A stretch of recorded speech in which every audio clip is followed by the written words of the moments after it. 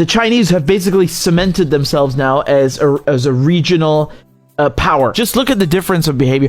Look at the difference between China and the United States. When the United States, when Britain, when we go to the Middle East, we steal oil, we take the resources, we plunder the land, we colonize them. You know, the French, the same thing. You know, look at the Chinese. Look at the difference. Look what they have done. You know, the United States has been in the Middle East for 20 years trying to fix the region. You know, white man complex. And what do you have to show for it? Nothing. Zero.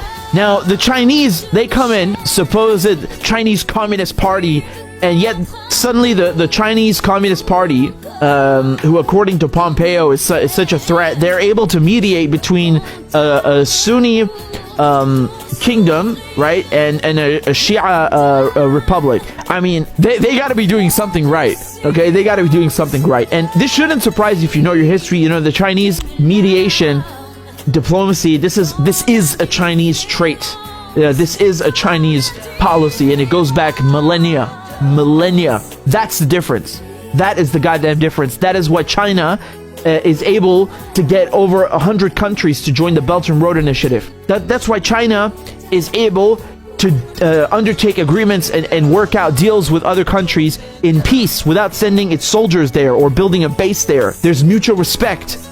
You know, you give me this, I give you that. I help you now, you help me down the line. Not, oh, I'm going to send in my warships, I'm going to send in my drones and intimidate you into giving me what I want while I'm pretending to help you at the same time.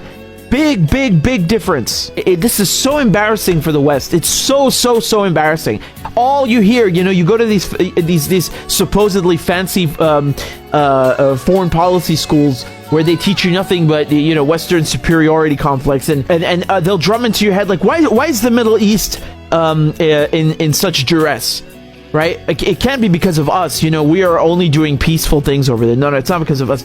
Oh, I know why. It's because you have these Sunnis who are fighting these Shia, and they just hate each other, and you know, that's the logic, right? People in caves running around killing each other because of their religion. Okay, yeah, sure. So how do you explain this then? The Chinese, on the other hand, they do the opposite. They're like, look, you guys can work together on this. You can, resume these economic agreements that you had, which is part of the agreement. Now, you're going to have people say, well, the Chinese are just doing this because they want oil. They're already buying the oil, man.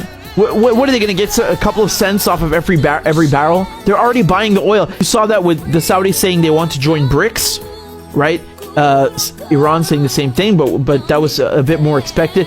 And you saw the Saudis cutting oil production and then kind of embarrassing Biden with no deal. And now this is really cementing this line of progression in terms of where Saudi Arabia is going to go, because seeing China as the mediator is really just as important as having the deal itself. I think this is a huge win for them on the world stage. Let me show you just over here the reaction from the Pentagon, right? This is John Kirby, so their spokesperson. I want to begin with the initial reaction here from the administration on China brokering this deal between Iran and Saudi Arabia.